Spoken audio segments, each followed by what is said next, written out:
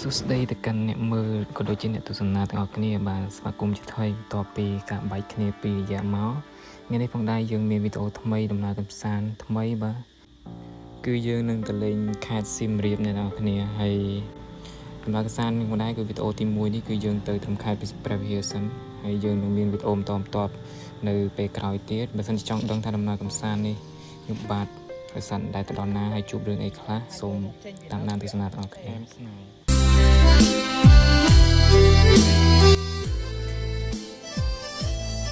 បាទដល់ចាប់ក្បាលវីដេអូមកគឺយើងមានន័យថាគឺយើងរៀបអីវ៉ាន់ភាសាដែលខ្ញុំថ្ងៃខ្ញុំចេញទៅហ្នឹងដូចចេញទៅថ្ងៃសុក្រអ្នកនរគ្នាហើយទៀតយើងចេញដំណើរទៅសៀមរាបតែយើងទៅជាដំណាក់ដំបូងយើងទៅចូលក្នុងខេត្តព្រះវិហារសិនចូលគេងនៅអាកាសាតមកបានយើងតដំណើរទៅសៀមរាបតាមក្រោយអត់តមករៀបវ៉ាន់ទេចេញពីធ្វើការមកថ្ងៃត្រង់ហើយខ្ញុំរៀបវ៉ាន់ទៅហើយក៏ចេញដំណើរទៅហ្មងហើយវាយវ៉ាន់អីអត់មានទាំងអស់ទេគឺត្រូវត្រៀមមុនតែយើងអត់បានត្រៀមមកដល់ថ្ងៃហើយថាទៅក៏ទៅហ្មងទៅព្រោះកម្រងវាចោលគឺខ្លាចជាកម្រក់អីបាទអញ្ចឹងដល់ចាប់ផ្ដើមវីដេអូដំបូងយើងចាប់ផ្ដើមជិះចេញពីផ្ទះទៅហើយមកដល់នេះក៏ឲ្យបងអូនគាត់រត់ច្បាប់ម៉ូតូសិនព្រោះគាត់អត់បានរត់ច្បាប់ទេម៉ូតូជិះយូរហើយជិះទៅចកាយអីវារៀងយាទៅច្បាប់និយាយអីចឹងតាក់ប្រេងណាអីសិនតមកខ្ញុំក៏ទុកបងអូននៅហ្នឹងហើយក៏ជិះម៉ូតូទៅនេះទៅយកវ៉ាន់នៅវិរមធម្មអ្នកនរគ្នាដោយសារតែវ៉ាន់ខ្ញុំទិញដូចជាជើងចាប់កាមេរ៉ាអីហ្នឹងចាប់នៅម៉ូតូហ្នឹងខ្ញុំទិញមកហើយគាត់ទៅផ្ញើមកដល់អីហ្នឹងអញ្ចឹងយកឲ្យហើយយើងបានចាប់ថតចាប់អីតាមផ្លូវពេលយើងធ្វើដំណើរកម្សាន្តនឹងតំដងទៅ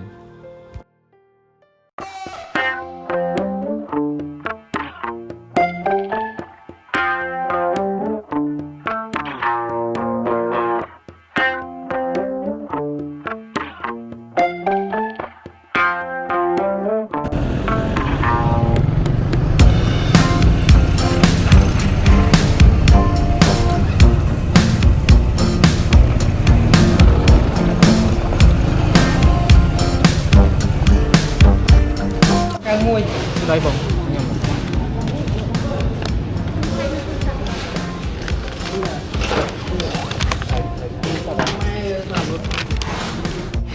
យកវ៉ាន់បានហើយត្រូវទៅទិញពងដែរទិញអីទៅចូលយ៉ាងបាន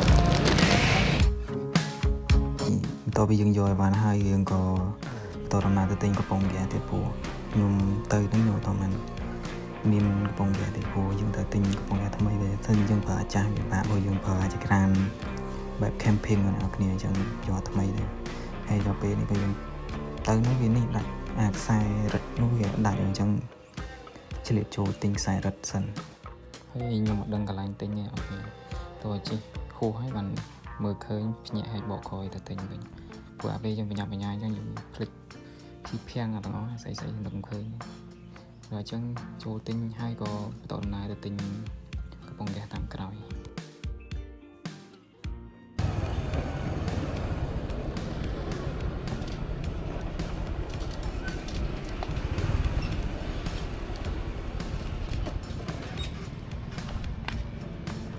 ព្រោះស៊ូរ៉ាត់មួយហ្មងបង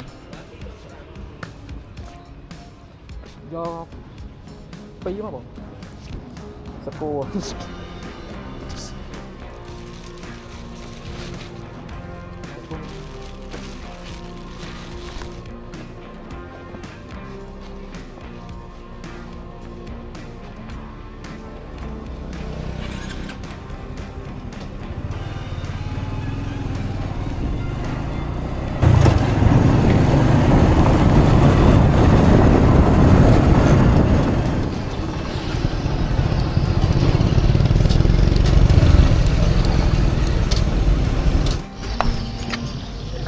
មានលក់កំប៉ុងហ្គាសហើយយកពីរកំប៉ុងយកតែកំប៉ុងហើយទិញខ្សែសាកទៀត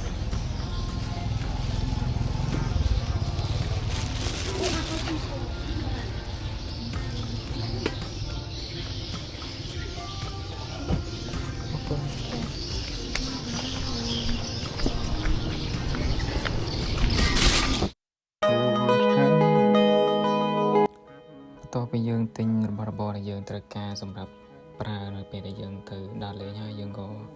ជិះម៉ូតូត្រឡប់ទៅខាងគោលស្ពានមេគង្គវិញដើម្បីជួបប្អូនហើយនឹងយើងចេញដំណើរទៅកាន់ខេត្តព្រះវិហារតែម្ដង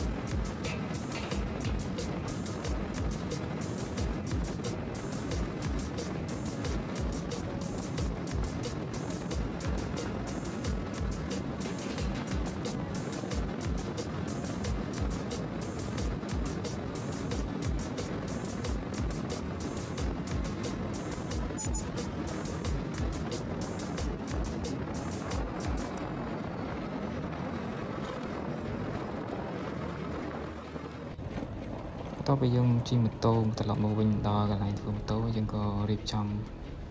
អីវ៉ាន់យើងចងដាក់លើម៉ូតូហើយក៏ចេញដំណើរទៅកាន់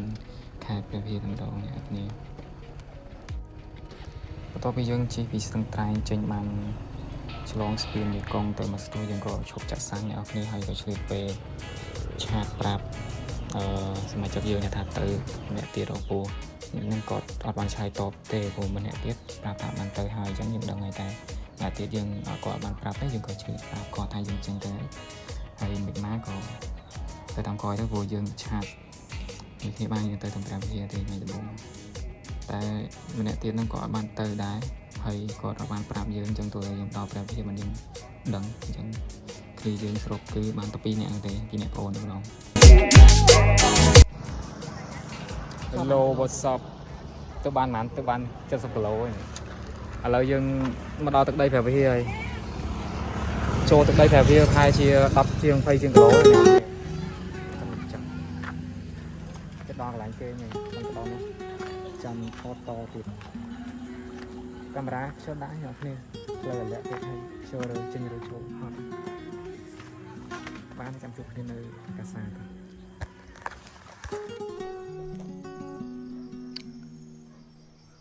អូជួបក្នុងកាមេរ៉ាឡើងសង្ហាតែម្ដងមើល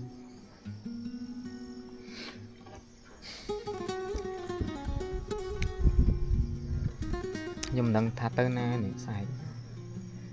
ជាក្បាល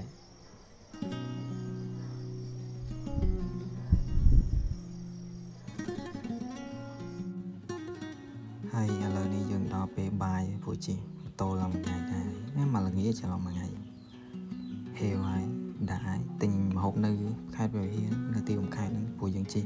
ពីទីរំខេតទៅអាកាសាហ្នឹងប្រហែលជា10គីឡូជាងគ្នា16 17គីឡូហើយថាប៉ុណ្ណឹងទៅព្រោះផ្លូវស្រួលដែរគ្រាន់តែថាពេលផ្លូវចូលទៅអាកាសានេះរៀងយ៉ាប់តិចផ្លូវវាខូចហ៎ហើយបន្ទាប់ពីញ៉ាំបាយហើយមកអង្គុយជិះទូរស័ព្ទទៅហើយព្រោះដំបូងមិនទាន់ដឹងផែនការមិនដឹងថាទៅណាទៅណីទេពិតជាញញ៉ាំតែបងប្អូនគាត់ថាចង់ទៅផ្សារព្រះវិហារតែយើងទៅផ្សារព្រះវិហារវាយើងទៅបានអត់ទេគ្រាន់តែថាសតម៉ែធ្វើស៊ីទៅពីម៉ូតូធ្វើស៊ីទៅ2នាក់ហើយទៅសៀមរាបទៀតអញ្ចឹងactuallyក៏ម៉ែធ្វើយើងត្រូវលេងថ្ងៃធ្វើមិនយើងទៅគេងសៀមរាបថ្ងៃច័ន្ទហើយនិងថ្ងៃអង្គារអ្នកគ្នាអញ្ចឹងគ្នា4នាក់មកយើងវាពិបាកឲ្យ plan តែព្រោះ plan យើងត្រូវដើរទៅស្រួលអីបើតែយើងគ្នាយើងទៅអត់គ្រប់ទាំងយើងដើរតាម plan យកឱកាសទេអញ្ចឹងពេលដែលភាសាគ្នាហើយគឺផឹកឡើងគឺយើងរៀបនឹងឡើងរៀបគម្រោងឡើងទៅភ្នំត្បែងព្រោះឡើងគេងលើនំមួយយប់ទៀតហើយដើម្បីស្អែកឡើងយើងចុះពីភ្នំត្បែងទៅយើងបន្តដំណើរទៅខេត្តសៀមរាបតែម្ដងគឺយើងឡើងទៅភ្នំកលែនព្រោះបងអូនគាត់ថាព្រះវិហារនឹងធ្លាប់ឡើងហើយចឹងមិនឡើងទៀតទេអញ្ចឹងយើងក៏សម្រេចថាឡើងគេងលើភ្នំត្បែងយប់ទៀតហ្មងទៅហើយដូចតែនេះចឹងគឺយើងអត់បានត្រៀមអីវ៉ាន់សម្រាប់ឡើងគេងទេ được phnom đây của ngày thì muối nó dương thật tư tâm là ca sa đi học này tại thằng mình cầm rong dương về rồi nhảy nhảy hỏi trong mình là tam năng đấy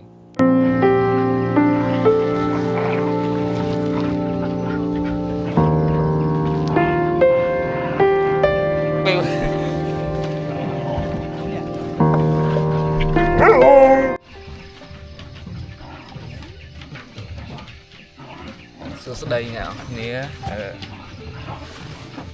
to bị dương để mình dột máu được mấy xó lăng mình thế rồi nhung mình cạp rư pruôi tầng đâu sao bị bỏ làm chờ nhua nghệ ngọ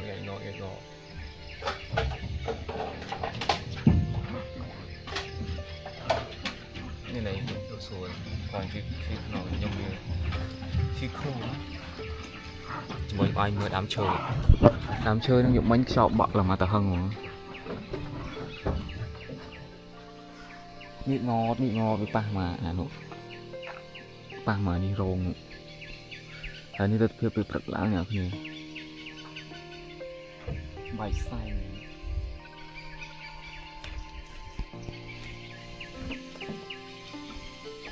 nhưng thà miền áp đấy tay miền áp nhở kia học khăn môi giờ nhỉ ngược bọn bạc tông mà và cùng với bật rồi lầm rồi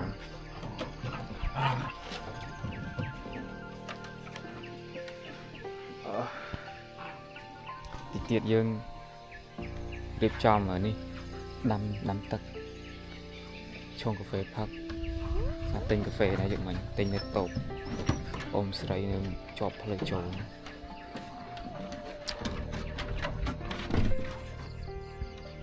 em chứ còn để dương nhập liên mà ngược lại nè ấy cái rồi chưa ngoài thiên châu toàn à trong đánh tất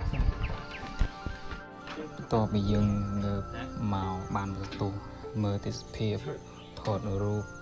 hay có coi sổ vô cho cả màn tù má về lớn đi thì đọc về rồi ấy chạy mà chặt tiền con ghé tiền ấy máu hay được tình thầm ấy nắng cái chỗ hái được mấy cái chỗ này ra về hay ra chỉ can thầm ấy mà chỉ can support chỉ can mồi chỉ can nó ở đây ra thì được tìm mồi sập tầm lòng do máu được cho lực lang mình thường mình nhưng chừng đắng tay vì toàn stort giống như hiện con bèo hay can ghé này bông đã cho can ghé nó bay đâm tất cái bồn còn đào rồi trường cái quạt ruri đã tẹn thế tại lòng po bị trường mà rất là anh vô bị trường từ kề mà hay nhóm có mình to cả đại ghé đỏ pim pơm vào nhóm tiếp hay đầu bên điคือยังđã trôi đấy đã trôi đấy nhưng càng sòng say rồi bộ lại gì phi trên máu rồi là cả nào bị phi trên bị chạp thời tu ở cái này gì là khai nó pra kìa để bạn này tôi vẫn đặt bị chật đặt trôi mà đông bị đông sẽ đặt cho nó chết đấy thì chânยังcó đặt nằm tập trào thế nằm tập buộc chân đây một lần mơ tít speed ngay rồi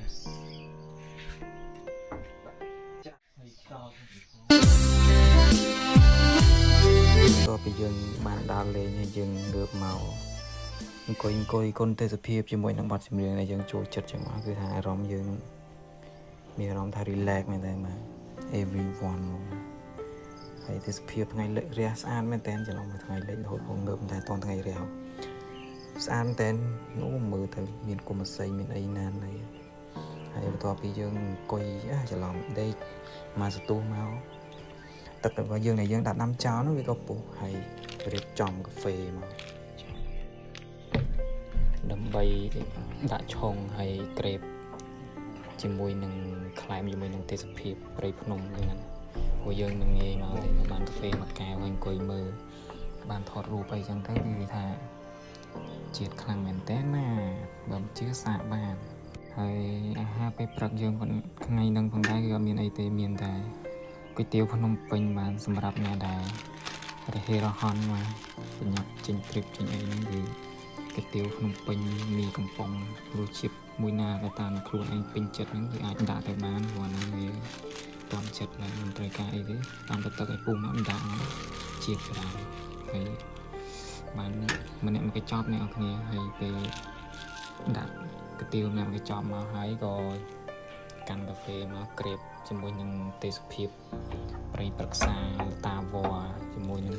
ជលងភ្នំពេលព្រឹកព្រលឹមថ្ងៃរះស្រាងអីចឹងណាហើយទេសភាពនៅនឹងស្អាតអ្នកនរគ្នាខែណាក៏ស្អាតដែរតែខែភាសាវិញស្អាតរឹតតែស្អាតទៀតហើយតែបើថាភ្លៀងវិញរៀងវេទនាតិចមកផ្លូវចូលទៅព្រោះខ្ញុំធ្លាប់ទៅពេលភ្លៀងវាចង់ទឹកភ្នែកដែរហើយវីដេអូថ្ងៃទី1យើងអត់មានអីទេមានតែប៉ុណ្្នឹងផឹកកាហ្វេផឹកអីហើយរៀបចំអីវ៉ាន់ហើយយើងក៏បន្តដំណើរទៅកាន់ភ្នំត្បែងដោយការទិញរបស់របរដើម្បីត្រៀមទៅហូបលើភ្នំត្បែងសម្រាប់រយៈពេលមួយយប់របស់យើងបាទគឺ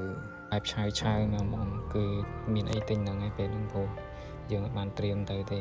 ទិញនៅតាមតូបនៅក្បែរហ្នឹងព្រោះយើងចេញពីអាកាសាទៅចេញទៅបន្តិចទៀតគឺដល់ភ្នំត្បែងអញ្ចឹងយើងទិញនៅក្បែរហ្នឹងឯងអ្នកគ្នាអញ្ចឹងវីដេអូហ្នឹងមានតែប៉ុណ្្នឹងទេអ្នកគ្នាហើយកុំភ្លេចតាមដានផងដែរគឺវីដេអូយើងនៅសល់2 3វីដេអូទៀតព្រោះខ្ញុំទៅដល់សៀមរាបមកអ្នកគ្នាហើយយើងឡើងភ្នំត្បែងហើយយើងចេញពីភ្នំត្បែងយើងទៅសៀមរាបទៀតអញ្ចឹងវីដេអូយើងបន្តទៀតអាចជាមានជា2ភាគឬក៏3ភាគដែរអ្នកគ្នាអញ្ចឹងចាំជួបគ្នាវីដេអូក្រោយ